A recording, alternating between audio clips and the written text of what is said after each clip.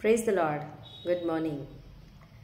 మరి దేవుని బిడ్డగా అనేకమైన విషయాల్లో సతమతమవుతూ ఎందుకు ఇలా జరిగింది, ఏమైంది, మరి ఎవరు నా గురించి ఏమనుకుంటున్నారు అని బాధపడుతున్నావా?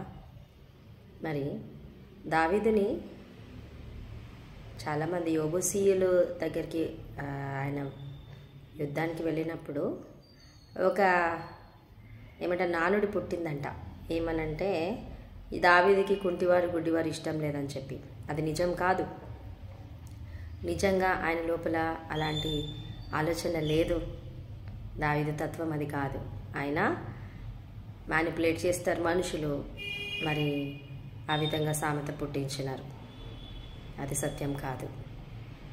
దావీదు దేవుని హృదయానుసారుడు.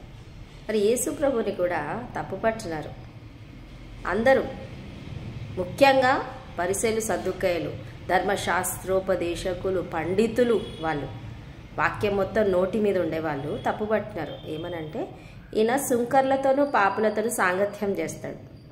అంటే ఈయన ఫ్రెండ్స్ ఎవరు? అందరూ పాపులు, సుంకర్లు. మంచి వాళ్ళతో, నీతిమంతులతో ఈయన ఫ్రెండ్షిప్ చేయడు అని చెప్పి దేవుడిని తప్పు పట్టినారండి. మరి నువ్వు నేనెంత? మరి మనము ఎవరితో ఉన్నా దేవుని నామానికి మహిమ తీసుకొచ్చేవారిలాగా ఉన్నామా? ఆయన ప్రేమను పంచేవారిలాగా ఉన్నామా? ఆయన కొరకు సాక్షులుగా ఉంటూ మన సాక్ష్య జీవితము అనేకులను ప్రభావితం చేస్తుందా? ఆయన సన్నిధికి నడిపిస్తుందా? అన్నిటికంటే ముఖ్యంగా ఆయన నామానికి మహిమ, ఘనత వస్తుందా అన్నది మనము ప్రతి క్షణము, ప్రతిరోజు పరిశీలించుకొని ఆయన బిడ్డలుగా మనం ఈ జీవనయాత్రలో సాగి ముందుకెళ్ళిపోవాలి. Praise the lord.